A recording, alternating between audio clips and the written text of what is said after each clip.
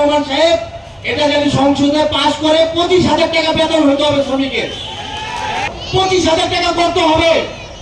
আর জনাব তারেক রহমান সাহেব যেহেতু শ্রমিকের জন্য কথা বলে বেশি, তিনি জনগণের ভোটে নির্বাচিত হয়েছে। আমি চাই তারেক রহমান সাহেব সংসদে যেন শ্রমিকের বিষয়, এই যে বেতন বাড়ানোর জন্য শ্রমিকের বিষয় যেন তারেক রহমান সাহেব এটা যেন সংসদে পাশ করে 25,000 টাকা বেতন হতে হবে শ্রমিকের, শ্রমিকের বেতন 25,000 টাকা হতে হবে। আর আমার আরেকটা কথা, আপনার যে প্রবাসী রেমিডি যোদ্ধারা আছে যারা জুলাই আন্দোলনে, এই রেমিডি যোদ্ধারা তুমুল ভূমিকা পালন করছে। আজকে এই রেমিডি যোদ্ধারা বহু বিপদ আছে, দালালে ফেলতে আছে।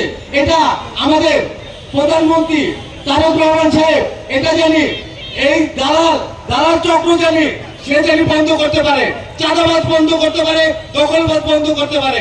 যারা যারা এই আন্দোলনে আমার মারা শরীক হয়েছে তারা এখন নির্যাতিত হইতেছে। আমরা যদি ভালো কথা বলি, কোন চাঁদাবাজের কথা ভালো লাগে না। আমরা যদি দেশের জন্য ভালো কথা বলি, চাঁদাবাজরা আমাদেরকে কমেন্টে গালাগালি করে। আরে ভাই, তোমরা কমেন্টে গালাগালি করো না আমাদেরকে হত্যা করো, আমরা ভয় পাই না। আমরা বিপ্লবী, আমরা যে বন্ধ এই বাংলাদেশের শ্রমজীবী মানুষের কণ্ঠস্বর কথা বলবো, যে পর্যন্ত শ্রমজীবী মানুষের আমরা আদায় না করতে পারবো, এই পর্যন্ত আমাদের কণ্ঠস্বর থামবে না। আমরা যে পর্যন্ত বেঁচে আছি, আর আমাদের জুলাই আন্দোলনের যারা আহত হয়েছে, যারা নিহত হয়েছে, তাদের বিচার যদি এই বাংলাদেশে কেউ যদি না করতে পারো, এই শ্রমজীবী মানুষকে নিয়ে আমরা রাজপথে নামবো। আর আমরা এই বাংলাদেশে এই খুলি হাসিনাকে ইন্ডিয়াতে নিয়ে এসে আমরা ফাঁসির কাঠ করে তারা করবো।